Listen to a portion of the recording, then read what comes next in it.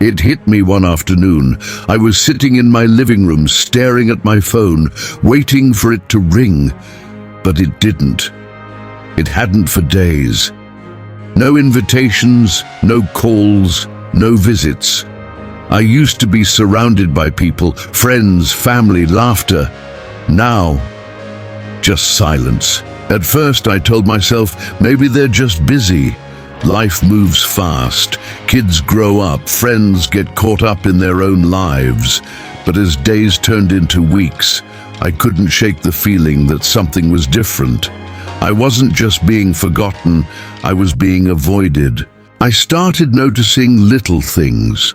Conversations that used to be warm now felt rushed. People I once considered close were suddenly too busy, and when I ran into an old friend at the grocery store, their smile felt polite, forced even. They weren't excited to see me. And for the first time I wondered, had I done something wrong? If you've ever felt this way, like the world is slowly fading you out, I need you to hear this, because what I discovered changed everything. Before we dive in, if you want real advice on aging better, not just older, hit that subscribe button, because here we grow stronger together. It happens so slowly, you barely notice it at first. A friend cancels plans, no big deal, right? Then it happens again. Another friend moves away. Family visits start feeling shorter, more rushed. You convince yourself it's just a busy season for everyone, but then one day you wake up and realize it's been weeks since you've had a real, meaningful conversation. Not just small talk at the store, not just a polite "how are you" in passing. A real conversation, the kind where you laugh, reminisce, and feel seen. I remember sitting in my chair, staring at my phone, scrolling through old messages. Texts that used to come in daily were now weeks old. Invitations had dried up. I tried reaching out a few times, but responses were brief. I told myself, maybe they're busy, maybe next week will be different. But next week came, and nothing changed. That's when the thought started creeping in. Maybe they don't want to see me anymore. Maybe I've become a burden. Maybe I don't fit into their lives like I used to. And that realization stung. Because no one warns you that loneliness doesn't just arrive all at once.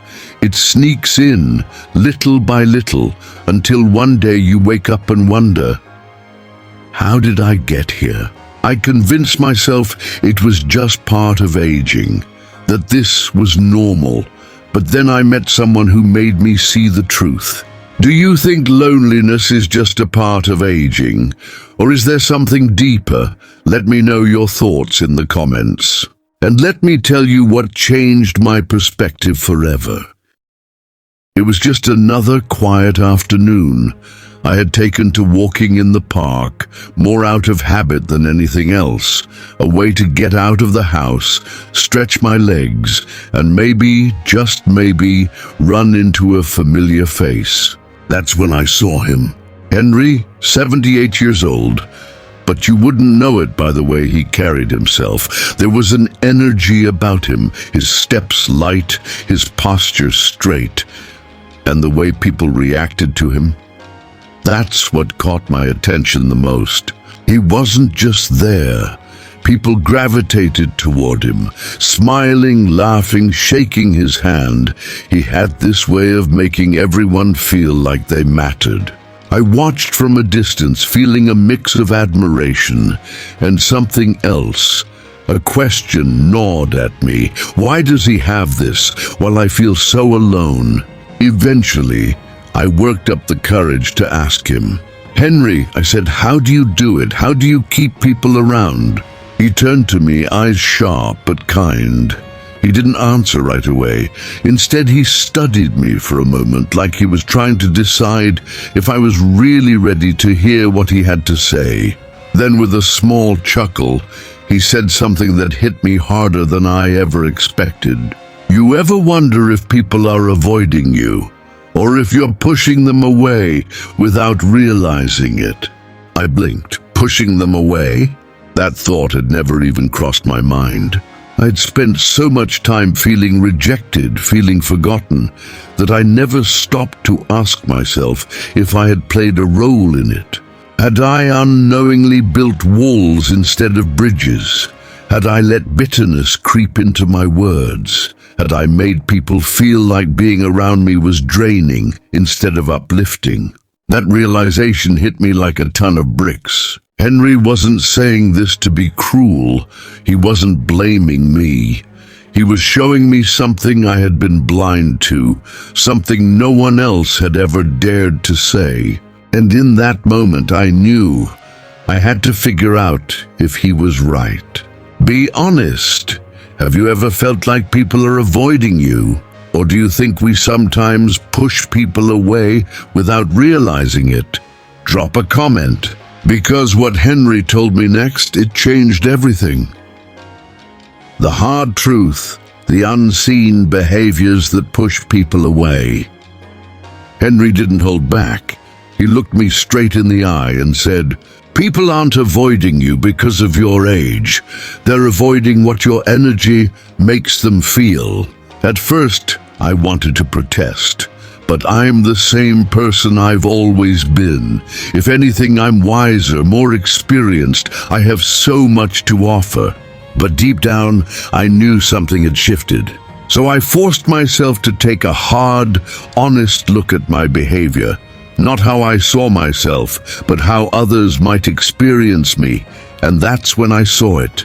I'd fallen into habits I never even realized were pushing people away.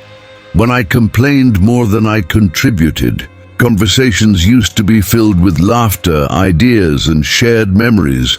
But lately, I noticed a pattern. I talked about my health issues, about how things weren't like they used to be, about how the world was changing for the worse. Was I wrong? Not necessarily. But was I fun to be around? Probably not. Henry put it bluntly. No one wants to be reminded of pain every time they see you. People don't come around to hear about doctor visits and bad knees. They come around to feel good.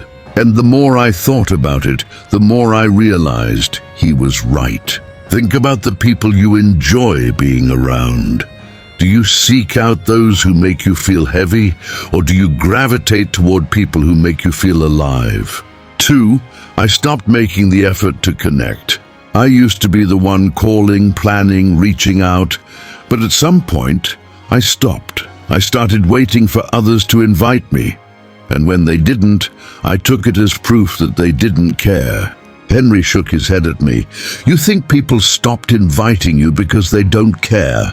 Or is it because you stopped showing up? You stopped making the effort. That stung, but he was right. People get busy. Life moves fast. And relationships require effort. I couldn't just sit back and expect others to do all the work. If I wanted people in my life, I had to be present in theirs. 3, I let my world get smaller. I used to try new things. I used to be curious, interested, engaged. But somewhere along the way, my world started shrinking. I stuck to my routines. I stopped exploring. And when people talked about new things, I dismissed them. You know what keeps people young? Henry asked. Staying curious, staying open. The moment you stop learning, stop trying new things, that's when people start pulling away. It made me realize people don't avoid age, they avoid stagnation. If I only talked about the past, but never the future, if I only spoke of what I lost instead of what I was excited about, why would anyone feel inspired to be around me? Before, my energy was draining instead of uplifting. I didn't mean to be a burden. I didn't feel negative. But I had to ask myself, how did people feel after spending time with me? Did they leave the conversation feeling lighter or heavier? Did I ask about their lives, their dreams, their joys, or did I only focus on my own struggles? Henry said something that stuck with me. People don't stay because they feel obligated to. They stay because they want to. You have to give them a reason to want to. And that hit hard, because the truth is, connection isn't about who we used to be. It's about who we are today. What's one thing you've noticed that makes people pull away? Is it negativity? Is it lack of effort? Let's talk about it in the comments. And next, I'll share exactly what I did to rebuild the relationships I thought I had lost forever. The fix, how I took back control. That conversation with Henry shook me. It made me see the truth I'd been avoiding. I had been waiting for someone to call, waiting for an invitation, waiting to feel important again. But waiting wasn't working. So I made a decision. If I wanted connection, I couldn't sit back and hope people would remember me. I had to make sure they never forgot me in the first place. And here's exactly how I did it, and how you can too. 1. I stopped waiting and reached out first. I'd convinced myself that if someone really cared, they would call. But what if they were thinking the same thing about me? So instead of sitting by the phone, I picked it up. I called an old friend I hadn't spoken to in years. At first they were surprised, but then I heard it in their voice. They were happy to hear from me. I texted my niece just to say hello. She responded with, "Uncle, I was just thinking about you."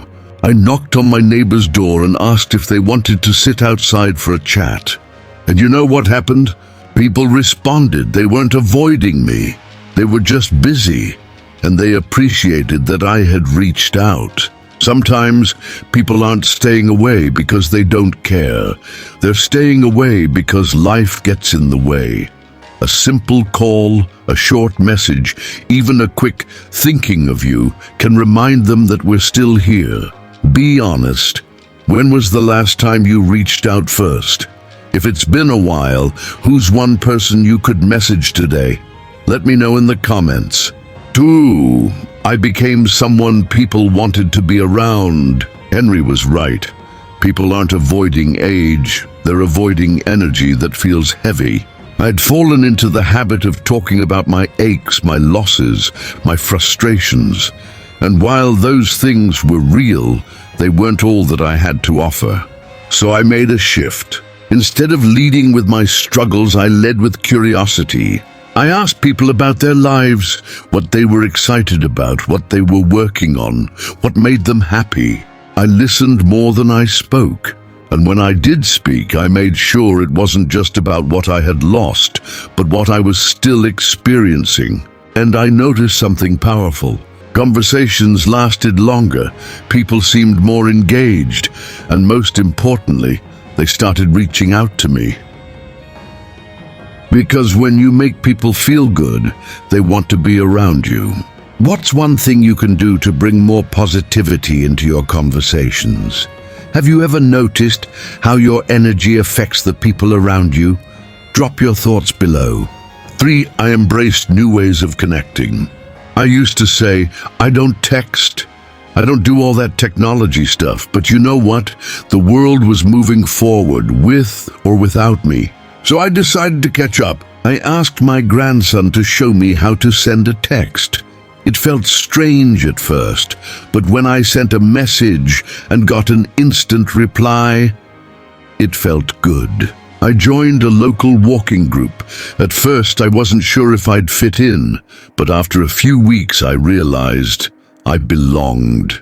I even tried video calling my daughter. Seeing her smile, even through a screen, reminded me that connection isn't about how you do it.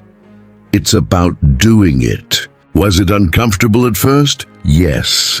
Did it make me feel alive again? Absolutely. Have you ever tried a new way of connecting with people? Maybe texting, video calls, or even social media? How did it go? Share your experience below. The moment everything changed. The more I reached out, the more people reached back. The more I gave, the more I received. The more I showed up, the more I was invited in. Loneliness doesn't happen overnight, and neither does connection. But every small step, every call, every effort, every shift in attitude adds up. And before you know it, the silence that once surrounded you starts to disappear. The choice we all have to make. Henry was right. Aging doesn't push people away. Neglecting our relationships does. For years, I believed that loneliness was just a part of growing older, that people naturally drift away and there's nothing we can do about it. But the truth? We have more control than we think. The moment I stopped waiting and started reaching out, everything changed. The silence that once felt endless, it started filling with laughter, conversations, and connection again. Because people don't forget us. We just have to remind them that we're still here. So I'll leave you with this. Who will you reach out to today? A friend you haven't spoken to in a while? A family member you've lost touch with? Someone you used to laugh with but let slip away? One message, one call, one small effort. That's all it takes to start rebuilding the connections that matter. Drop a comment and let me know. Who's the first person you'll reconnect with? I'd love to hear your story. And if this message hit home, make sure you subscribe, because we're in this together, and nobody should grow older alone. Hit that subscribe button and let's make sure the best years aren't behind us. They're still ahead.